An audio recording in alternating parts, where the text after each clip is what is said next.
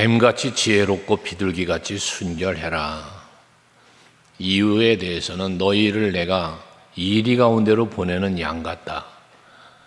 양이 이리 가운데로 보냄을 받으면 이리의 밥이 되죠. 이리한테 잡혀 먹히죠. 그런데 하나님께서는, 예수께서는 제자들을 보내시면서 마치 너희들을 이리 때한테 보내는 것 같다라는 말씀을 하시거든요. 그러면서 이어진 말이 바로 뱀같이 지혜롭고 비둘기같이 순결하라고 말씀을 합니다. 이리와 같은 곳에 이리 때가 있는 곳에 가서도 정신 바짝 차리고 근신하여 살면 이리에게 잡혀먹지 않게 된다는 사실을 이렇게 말씀하고 있는 것입니다. 세상에 에베소 6장에서 말씀하시는 것처럼 모든 마귀의 관계를 능히 대적하기 위해서 어쩝니까? 하나님의 전신갑주를 입어라 그랬잖아요. 또 사도 베드로도 베드로전서 5장 8절에서 근신하라 깨어라 사단 마귀가 무는 사자처럼 삼킬 자를 두루 찾는다. 그러면 뭐 한 거예요? 근신하고 깨어 있으면 우는 사자처럼 아무리 마귀가 대적자를 찾아도 그 마귀에게 삼켜지지 않는다는 이야기잖아요. 그러니까 여기서 뱀같이 지혜롭고 비둘기같이 순결하라는 귀한 이 말씀의 의미는 영적으로 지혜롭게 분별력이 있으라는 이야기입니다. 뱀은 지혜를 상징하고 민감하다고 그러죠. 그래서 또 비둘기처럼 순결하라고 그랬는데 어쨌든 우리는 믿음을 지키고 악을 물리칠 수 있는 구별된 삶을 살라는 이야기예요. 영적인 분별력이 있어야 된다는 말씀을 하는 것입니다. 우리가 세상에 살잖아요. 어제도 말씀을 드렸던 것처럼 우리는 세상 속에 살아요. 세상으로부터 부름을 받아 나온 무리가 에클레시아 교회라고 그랬지만 그렇다고 우리가 세상 밖에 나가서 사는 게 아니라고 그랬잖아요.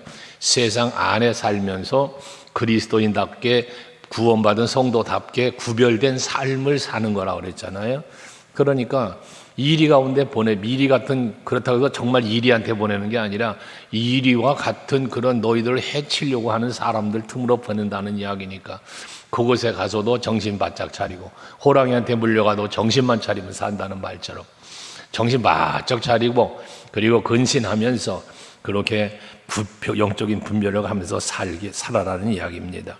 그러면서 17절 사람들을 삼가라라고 말하고 있는데 이 삼가라고 하는 말도 앞에 16절의 말씀과 거의 같은 말씀인데 사람들을 구별하라는 거예요. 사람들을 잘 분별을 하라는 이야기입니다. 이게 아무나 막 닥치는 대로 만나고 교제하고 가까이 하는 게 아니라 삼가해서 만나고 삼가해서 교제하고 삼가해서 함께 하라는 이야기거든요. 함께 할 수 있는 사람과는 함께 하지만 멀리 해야 될 사람은 멀리 해야 되는 걸 삼가라는 표현으로 하는 거예요.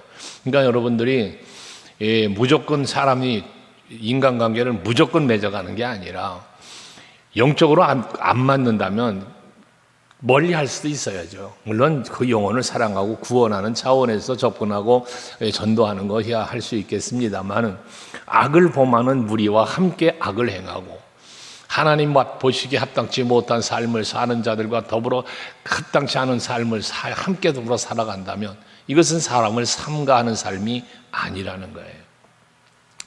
그러면서 그들이 너희를 공회에 넘겨주겠고 그들이 회당에서 채찍질을 할 것이다 라고 말하는데 뒤에 18절도 마찬가지 나로 말미암아 총독들과 임금들 앞에 끌려가리니 이는 그들과 이방인들에게 증거가 되게 하려 하심이라 했는데 박해를 받을 것이다는 얘기예요. 저들 가운데 가면 너희는 박해를 받을 것이다. 고난을 당하게 될 것이다 라는 말씀이거든요. 그렇게 고난을 당하게 되어질 것이기 때문에 사람들을 삼가해라고 말해요. 조심해서 만나고 구별해서 만나라는 이야기죠. 그러면서 18절에 보면 너희가 나로 말미암아라는 표현을 해요. 그러니까 예수로 말미암아 박해를 받을 것이고 예수로 말미암아 고난을 받게 된다는 얘기거든요. 그러면 예수로 말미암아라고 하는 건 뭘 말할까요? 예수를 전하느라고 박해를 받는 거예요. 가서 입 다물고 예수 전하지 않으면 아무 일도 안 당하는 거예요. 그런데 가서 그 사람들에게 가서 예수 십자가 복음을 전해야 되는 거거든요. 어제 사도 바울이 하나님의 은혜의 복음을 전하는 일을 자기의 사명이라고 그랬던 것처럼 이 초대교회의 사도들이나 초대교회의 성도들은 복음을 전하는 예수 십자가는 우리의 죄를 사하시고 구원하시기 위한 십자가의 죽음이시다라는 사실을, 그리고 부활을 증거하는 거잖아요. 이와 같은 증거하는 일을 하다 보니 뭐 한다는 거예요? 박해를 받게 되어진다는 거예요. 특별히 이들이 나가서 그렇게 증거하면서 박해를 받게 되는데, 거기 보면 18절 마지막에 이는 그들과 이방인들에게 증거가 되게 하려 하십니다 라고 말씀을 합니다. 그러니까 이들이 고통을 당하고 말미암아서 박해를 받고 저들에게 넘겨짐을 당하는데, 그렇게 넘겨짐을 당하게 되어지는 이유가 뭐냐면 그들에게 가서 예수를 전하라는 거예요. 이제 초대교회에 많은 핍박이 있다 보니까 사람들이 어떻게 됐어요? 흩어졌잖아요. 그 핍박을 피하여 도망을 가는 거예요. 근데 도망을 갔는데 도망간 그곳에서 예수를 전하고 도망간 그곳에서 교회를 세운 것이 초대교회 부흥, 이방인들, 이방 나라의 이 교회와 부흥으로 이루어진 거지 않습니까? 바로 그 얘기예요. 그러니까 총독이나 임금 앞에도 끌려갈 텐데 거기서도 뭐 한다는 거예요? 예수를 전한다는 거잖아요. 바울이 그랬잖아요. 바울이. 그것처럼 이제 우리는 어느 곳에 가든지 항상 예수의 증인으로 예수의 이름을 전하며 십자가의 은혜와 사랑을 전하는 삶을 우리들도 살아야 된다는 거죠. 나를 어느 곳에 보냈다, 하나님이 보내시는 거잖아요. 여러분 직장도 하나님이 보내시는 거예요. 여러분들이 어디 무슨 볼일이 있어가고 누구를 만나는 거 전부 하나님이 거기에 보낸다고 생각을 해보세요. 하나님이 나를 그곳에 보내신다. 왜 보내셔요? 예수 증인되라고. 이러한 믿음을 갖고 이러한 영성을 갖고 살아가는 게, 이것이 곧 구별된 삶이요 뱀같이 지혜롭고 비둘기같이 순결한 삶을 살아가는 삶의 모습이라는 겁니다. 그래서 그렇게 저들이 넘겨줘서 이제 이방인들에게 가게 될 텐데, 그 고통을 당하게 될 텐데, 그때에 두려워하지 말아라. 지금 그들에게, 이방인들에게 증거가 되게 하려고 한다고 그랬는데, 그러면 가서 증거가 되려면 말을 해야 될 거 아니겠어요? 예수를 말하고 십자가를 말하고 말을 해야 될 텐데 무슨 말을 할 것인가 염려하지 말라는 거예요. 왜? 거기서 보면 할 말을, 그때에 무슨 말을 할까 염려하지 말아라. 그러면 그때에 너희에게 할 말을 주신다는 거예요. 무슨 말을 해야 될지 할 말을 주신다는 거예요. 그러니까 베드로가 성령 충만하여 나가서 외치는 말, 성령이 주시는 말이고, 스데반 집사님의 설교 다 성령이 주는 말씀이고, 바울이 나가서 외치는 복음 전부 다 성령이 주시는 말씀인 거예요. 그러니까 우리들이 전도를 할 때도 마찬가지예요. 전도 대상자를 만나면 내가 무엇을 어떻게 말할까 염려하지 말라는 거죠. 부딪히고 만나보면 하나님이, 성령이 하실 말씀을 우리에게 주신다는 거예요. 지혜를 주시기도 하고 성경 말씀이 떠오르기도 하고 뭔가 하여튼 말씀을 주신다는 거예요. 성령이 주신다는 거예요, 이 말을요. 그러니까 여러분들 복음을 전하고 할 때에 두려워하지 말라는 거예요. 걱정하지 말라는 거예요. 저는 이 집회를 할 때 항상 교회에서 예배를 인도하기 전에도 마찬가지고 부흥회를 가도 마찬가지지만, 성령의 감동으로 기록된 말씀, 성령의 감동으로 이 종이 선포할 수 있게 해주시고, 성령의 동일한 감동으로 성도들도 말씀을 받을 수 있게 해달라는 기도를 늘 하거든요. 왜? 그래야 성령이 역사하시며 그 말씀 속에 살아있는 성령의 역사가 일어나니까, 그래 은혜가 되고, 그래야 그게 능력이 되어서 말씀 듣다가 심령의 치유와 삶의 회복이 일어나는 거죠. 여러분들에게도 마찬가지인 것입니다. 성령께서는 여러분들에게 말씀을 깨닫게 하시고요, 깨닫게만 하시는 게 아니라 깨달은 대로 살 수 있게도 하시고요, 이제 더 나아가서 오늘 말씀처럼 이 하나님의 말씀을 전할 수 있도록 또 하나님께서는, 성령께서는 일하신다는 거예요. 그러므로 항상 성령의 능력을 힘입어서 말씀을 받고 전하는 여러분들이 될 수 있기를 바랍니다. 그러면서 20절 그러잖아요. 말하는 이는 너희가 아니라 너희 속에서 말씀하시는 이 곧 너희 아버지의 성령이시다 해서 성령이 말하게 한다는 거죠. 사도행전 2장 8절에 보면 오직 성령이 너희에게 임하시면 어떻게 돼요? 내 증인이 되리라 그러잖아요. 그래서 성령이 임하니까 예루살렘과 온 유다와 사마리아와 땅끝까지 이르러서 예수 증인이 된다는 거예요. 이 말이 뭡니까? 성령이 내게 임하여 나로 하여금 예수의 증인된 삶을, 예수를 증언하는 삶을 살도록 이끌어 주신다는 말씀이지 않겠습니까? 그러니까 사도행전 2장 4절에 보면 베드로가 이렇게 이제 나가서 복음을 외치기 전에 마가다락방에 성령이 막 임했잖아요. 성령이 막 각 사람에게 임하게 됐을 때 거기 사도행전 2장 4절에 보면 뭐라고 합니까? 성령이 말하게 하심을 따라서라고 해요. 성령의 말하게 하심을 따라서 각 사람들이 말을 했다는 거예요. 방언을 했다는 거예요. 이게 성령이 말하게 하심을 따라라는 말씀이 나와요. 이것처럼 베드로가 그러니까 성령이 말하게 하심을 따라 말하니까 이방 사람들이 와서 그 말을 듣고는 이거 이 사람들이 지금 베드로가 하는 말은 이거 히브리 말이 아니지 않냐, 이거 우리들이 들을 수 있는 말이지 않냐는 거죠. 그런 말을 하잖아요. 그러니까 성령은 그처럼 듣는 이로 하여금 알아들을 수 있고 그들로 깨달을 수 있도록 하시는 일까지 성령은 하신다는 거예요. 할 말을 주시는 성령, 깨닫게 하시는 성령, 그 말씀을 또 믿을 수 있게 하시는 성령, 이게 성령이 하시는 일입니다. 여러분들에게도 그렇게 성령이 역사하셔서 여러분들 예수 믿게 된 것이고 여러분들이 말씀 안에 살게 된 거예요. 성령이 일하심으로. 그러므로 여러분들이 이제 나아가서 복음을 전하고 할 때 그 복음을 전하는 것도 마찬가지 성령의 능력을 힘입고 나가면 다 성령이 하게 하신다. 이 담대함을 갖고 전도도 하시고 복음도 전할 수 있는 여러분 되시기를 바랍니다. 그러면서 21절에 장차 형제가 형제를, 아버지가 자식을 죽는 데에 내주며 자식들이 부모를 대적하여 죽게 하리라. 이게 뭡니까? 혈육이잖아요. 형제, 부모, 자식, 이들이 죽게 내어준다. 이게 뭐냐 하면 한 가족이라 할지라도 부모와 형제가 아니라 할지라도 믿음이 다를 수 있잖아요. 어떤 사람은 예수를 믿고 복음을 받아들였지만 어떤 사람은 아직까지 예수를 모르고 받아들이지 못한 가족 중에 그런 사람들이 있을 수 있잖아요. 그렇게 되었을 때 그 형제간이지만 부모와 자식 관계가 될 수 있지만 그런데도 불구하고 저들이 대적을 하고 죽이기까지, 죽는데 내어주기까지 한다는 거예요. 지금 이런 일들이 북한에서는 벌어지고 있다잖아요. 중국에서도 벌어지는 일 중에 하나고요. 그냥 기가 막힌 거죠. 같이 성경 공부한다고 모였는데 그 가운데 스파이가 있는 거예요. 그래서 우리도 중국에 선교할 때 한 친구가 그 탈북자라고 그래가지고 그 보살펴주고 미국에 누가 있다고 그래서 그쪽으로 또 알아주고 미국으로 갈 수 있도록 길을 열어준다고 그래가면서 많이 도와줬던 사람이거든요. 그런데 나중에 일정 시간이 흐른 다음에 글쎄 자기 본인이 자수를 하더라잖아요. 나 사실은 탈북한 사람들 붙잡아가지고 북한으로 다시 돌려보내는 그런 일을 하는 스파이였던 거예요. 그러면서 자기가 그런 사람이었다고 미안하다 하고 갔다는 그런 이야기가 있잖아요. 우리가 선교하던 선교팀들이 그 중에 그런 사람이 있었던 거예요. 이게 현실인 거예요, 이것이. 그러니까 중요한 건 뭐냐면 혈육의 관계보다 더 중요한 게 뭐냐, 보혈의 관계라는 말 하잖아요. 물보다 피가 진하다 그런 말 하죠. 그런데 피보다 더 진한 게 있는데 이게 보혈이에요. 보혈. 예수 십자가 보혈. 왜? 이거는 영원이니까.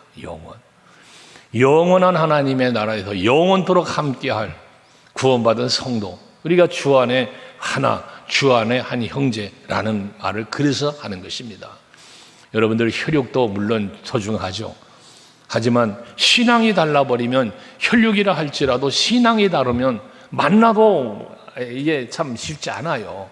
그러니까 그런 부분을 지금 이야기하는 것입니다. 오죽하면 형제가 형제를, 아버지가 자식을, 자식이 부모를 대적하여 죽는데 내준다 합니까? 이게 영적인 문제거든요. 그러니까 여러분, 영적인 문제는 정말 냉혹한 거예요.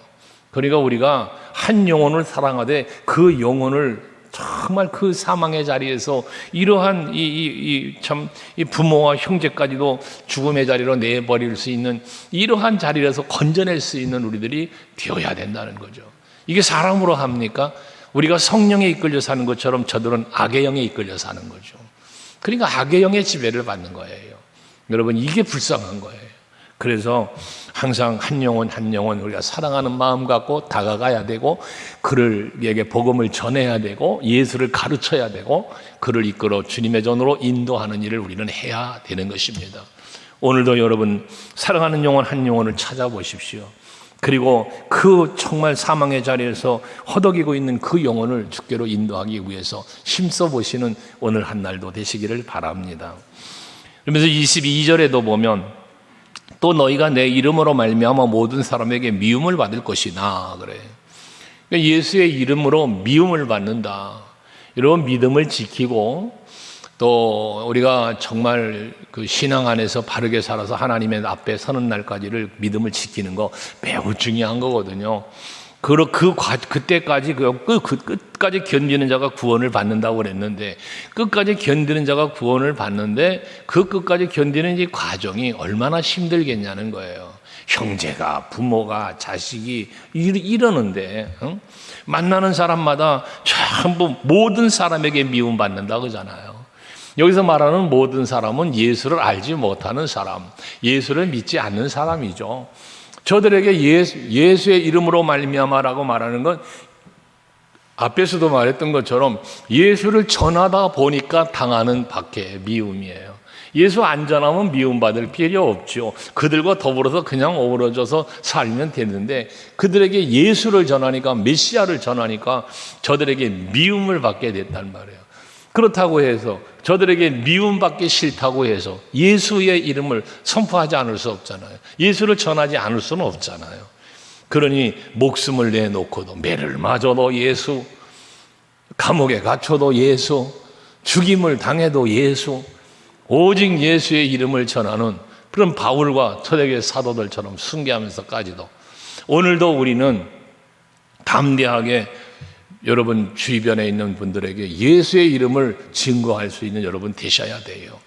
때로는 미움받을 수 있어요. 때로는 손가락질을 받을 수도 있습니다. 하지만 그것 두려워하지 말고, 그것 때문에 관계 깨질까 봐 무서워하지 말고, 그렇잖아요. 내가 하나님과 예수와의 관계가 끊어지지 말아야지, 사람과의 관계를 끊어뜨리지 않겠다고 내가 예수와의 관계를 끊어버린다는 건 더 웃기는 일이잖아요. 더 안 되는 일이잖아요. 인간의 관계가 끊어져도 내가 예수와의 관계만큼은 끝까지 붙들고 가야지. 이게 끝까지 견디는 거잖아요. 사도 바울이 디모데후서 4장 7절에 말하잖아요. 내가 선한 싸움 싸우고 달려갈 길 마치고 믿음을 지켰으니, 그러잖아요.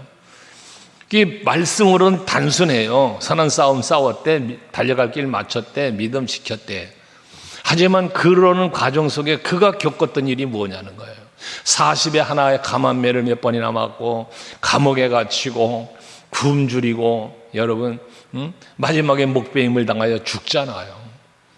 그게 선한 싸움은 싸우기 위해서 그러는 거예요.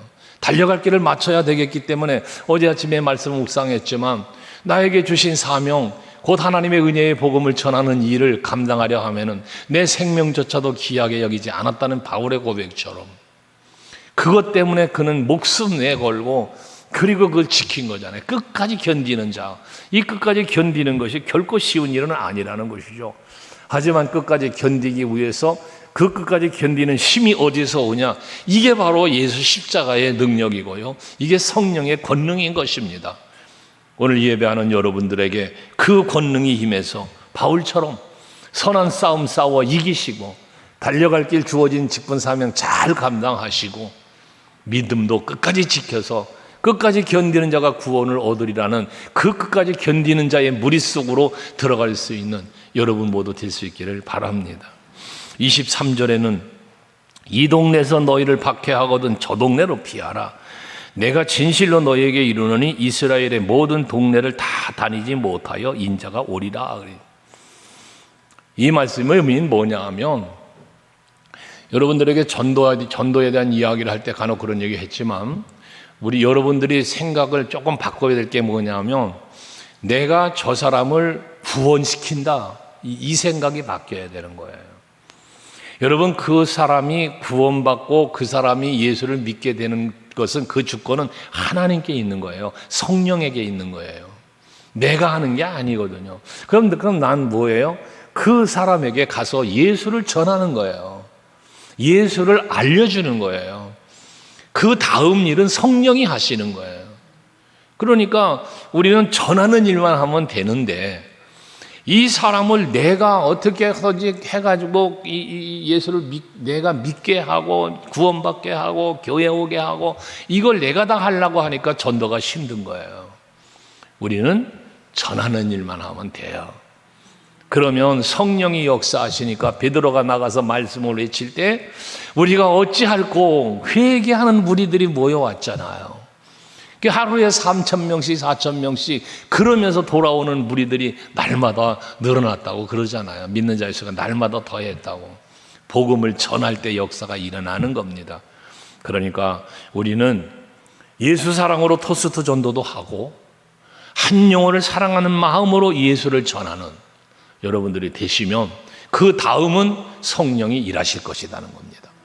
그래서 아름다운 복음의 열매, 전도의 열매도 맺어지게 되는 거니까 그저 우리는 예수의 증인으로 살아가면서 성령이 내게 주시는 대로 그 말씀을 전할 수 있는 우리들이 되면 된다. 오늘도 그렇게 살아가는 여러분들이 되시기를 바랍니다. 기도하겠습니다.